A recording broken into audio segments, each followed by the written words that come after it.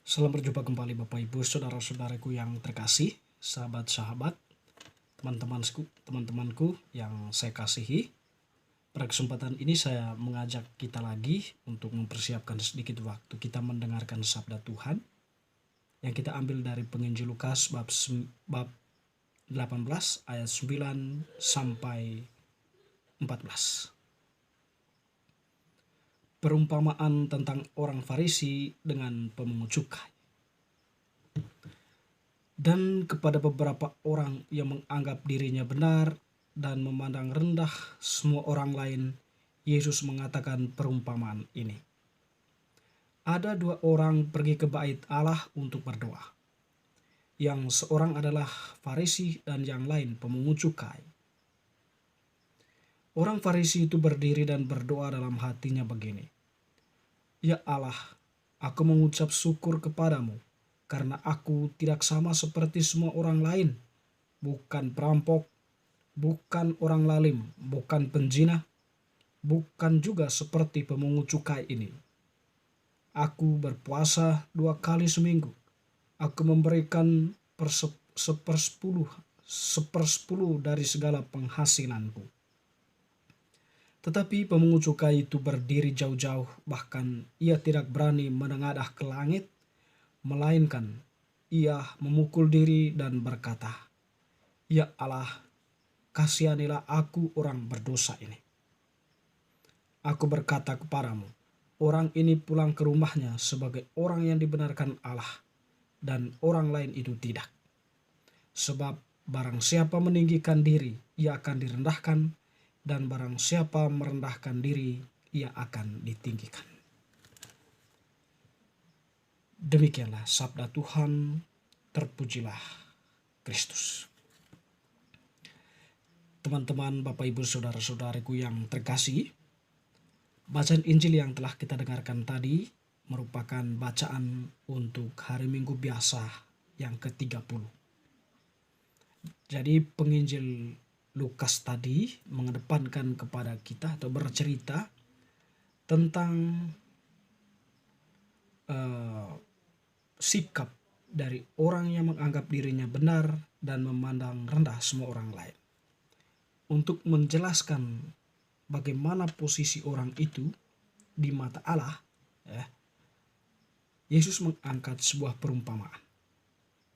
Jadi bagi Yesus atau dalam perumpamaan yang diangkat oleh Yesus, orang yang menganggap dirinya benar dan memandang semua orang lain itu rendah, itu digambarkan dalam diri seorang Farisi, dan orang lain yang dianggapnya rendah digambarkan oleh seorang pemungut cukai.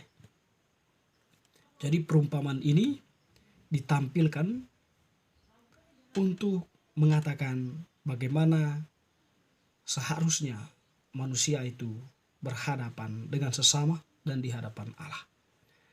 Kalau manusia itu berada pada posisi seperti seorang Farisi, tentu dia akan mengucapkan kata-kata yang melaporkan segala kebaikannya di hadapan Allah. Ya Allah, aku mengucap syukur kepadamu karena aku tidak sama seperti orang lain, bukan perampok, bukan orang lalim, bukan pezina, bukan juga seperti pemungut cukai. Jadi orang itu membenarkan diri di hadapan Allah. Atau Yesus menggambarkan orang yang membenarkan diri itu seperti pemungut cukai. Di hadapan Allah dia melaporkan apa yang telah dia lakukan. Dan hal-hal yang dia lakukan itu adalah hal-hal baik.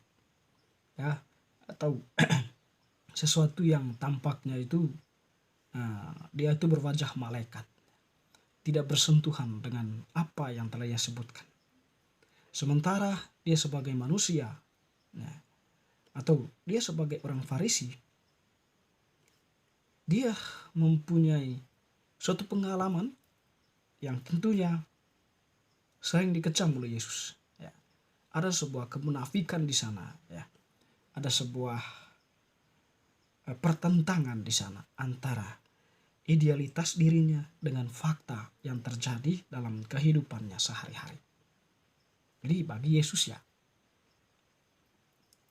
perumpamaan orang Farisi ini itu menggambarkan orang-orang yang ya senantiasa membenarkan dirinya dan tidak pernah merasa bersalah, tidak pernah merasa berdosa. Jadi dirinya itu seolah-olah, atau eksistensi dirinya itu ya seolah-olah seperti malaikat.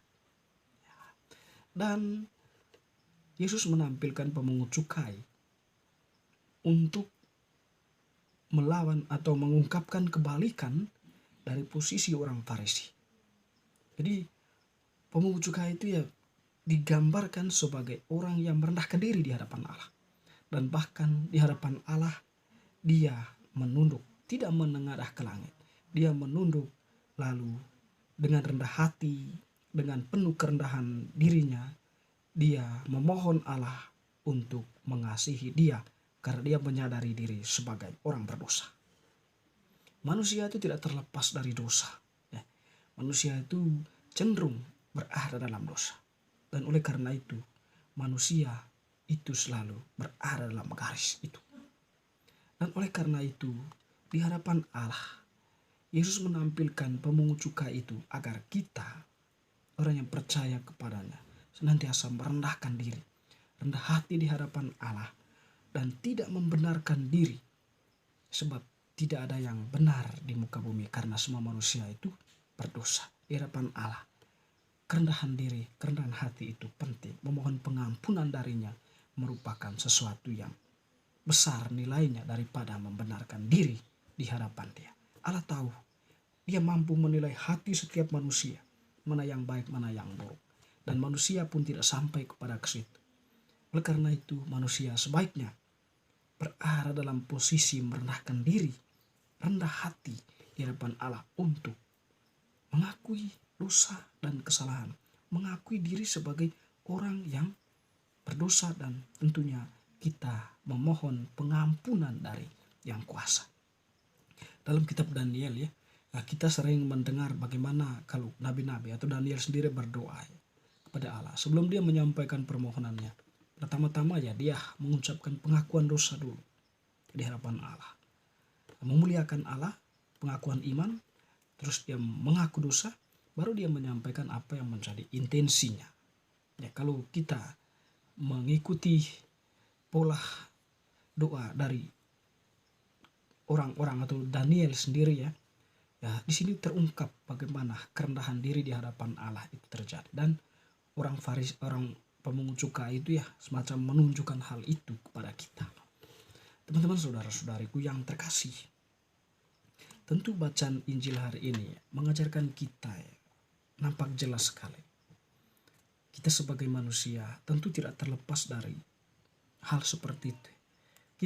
Kita mungkin mendengar teman-teman kita, sahabat-sahabat kita, atau bahkan diri kita sendiri cenderung membenarkan diri dan menyalahkan orang lain, atau cenderung menganggap diri itu seperti malaikat, tidak pernah berbuat salah, tidak pernah menghakimi orang lain. Tetapi kita merasa bahwa kita itu benar dan orang lain itu salah.